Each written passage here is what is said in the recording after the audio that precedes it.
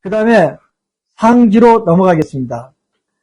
어깨에서부터 상완부, 주관절, 전완부, 손목, 손가락, 어깨에서부터 손가락 끝까지 모든 증상을 한꺼번에 치료하는 통치방이 있다고 그랬어요.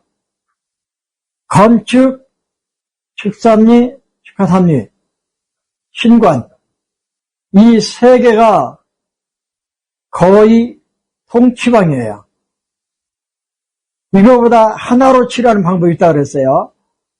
행간상 일촌. 저는 축삼리, 축하삼리, 신관에 행간상 일촌까지 합해서 쓸 때가 종종 있어요. 오른쪽이 아픈데 왼쪽 축삼리, 축하삼리, 신관에 침을 놓았어요.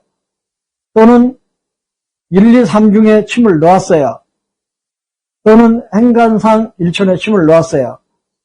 그러면 건축에 견인혈을 써야 되는데 환측에, 환측 어깨 쪽에 담견정이 아프면 소양경락의 문제, 거골이 아프면 양명경락의 문제, 천종이 아프면 태양경락의 문제를 보고 견인혈도 멀리 갈수록 좋으니까 손에서는 차백, 중백, 후계에서 써도 되고 이걸 발로 옮기면 목유, 이묵, 속골 이런 혈들을 쓰면 되는데 저는 대체로 그냥 손에서 끝내요. 그러니까 견인혈은 환측에 쓰는데 복진이나 경락 진단점 눌러보고 쓰면 되고 오른쪽 상반신의 통치방은 행간상 일촌, 오른쪽 상지의 통치방은 축삼리, 축하삼리, 신관. 다만 환부에서 멀기 때문에 될 수 있으면 2치짜리 침으로 하는 게 좋다.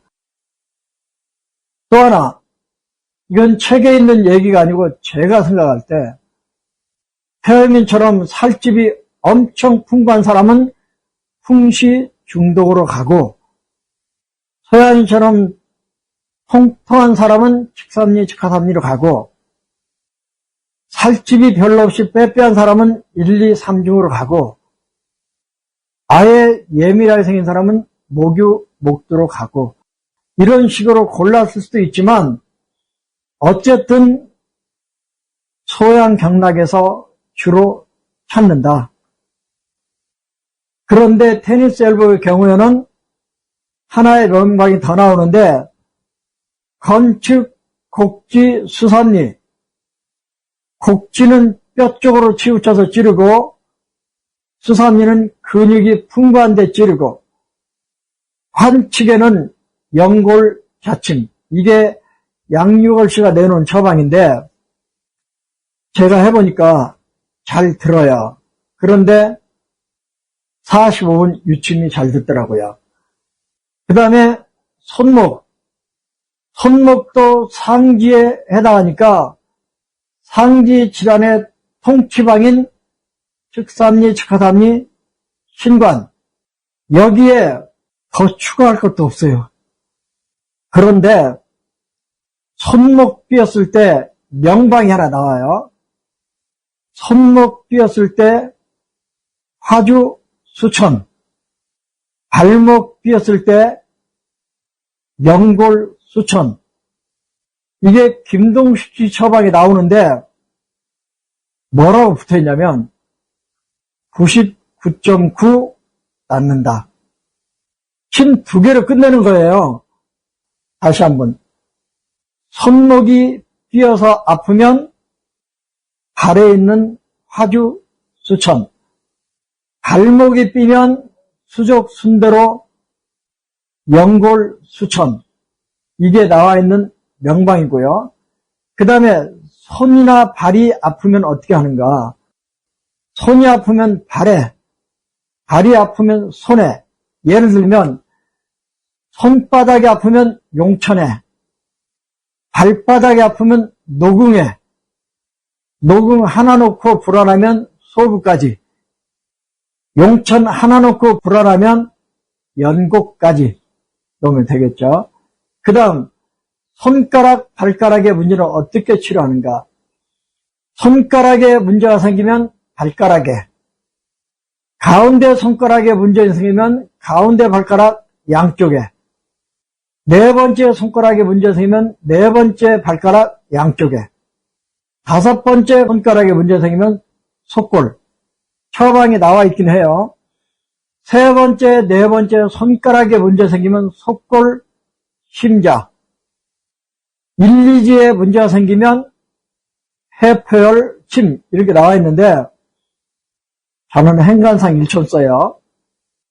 그 다음 상지 질환에서 독특한 것, 오십견, 오십견 애목이죠. 오십견도 건축, 신관, 건축 신관을 승산혈이나 방광경 방향으로 사자를 해요. 찌르면서 듣기가 있어야 되는데 발뒤꿈치 쪽으로 찌릿하고 듣기가 있으면 신관 하나로도 잘 듣는다. 그 다음 측삼리, 측하삼리. 측삼리는 양릉천 하 1촌, 측하삼리는 측하삼리, 측삼리의 2촌 아래. 이 측하삼리 근처에 평형침곽에서 침 하나로 50견을 치료하는 견통혈이 있어요. 그러니까 그냥 측삼리, 측하삼리 두 치 찔러서 비골 내연으로 들어가면 비골 신경이 발등 쪽으로 찌릿하고 자극이 가요. 그러면 듣기가 된 거예요. 이게 50견 치료의 명방인데 하나 더 추가할 게 있어요. 아픈 쪽 척택 사혈이에요. 아픈 쪽 척택을 사혈하는데 상완 이두근에 대고 치게 되는 거예요. 상완 이두근을 향해서 딱총이 자동으로 맞아 들어가요. 근데 거기를 찌르니까 피가 제법 잘 나와요. 근데 이게 50견 치료의 핵심이에요. 또 하나 있어요. 이 척택을 사혈하려면 아픈 쪽 중부 운문을 만져보세요.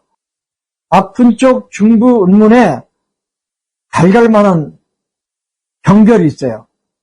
앞틈이 있든지. 그러면 마음 놓고 척택 사혈. 그 다음 뒤에 천종 앞틈이 있어요.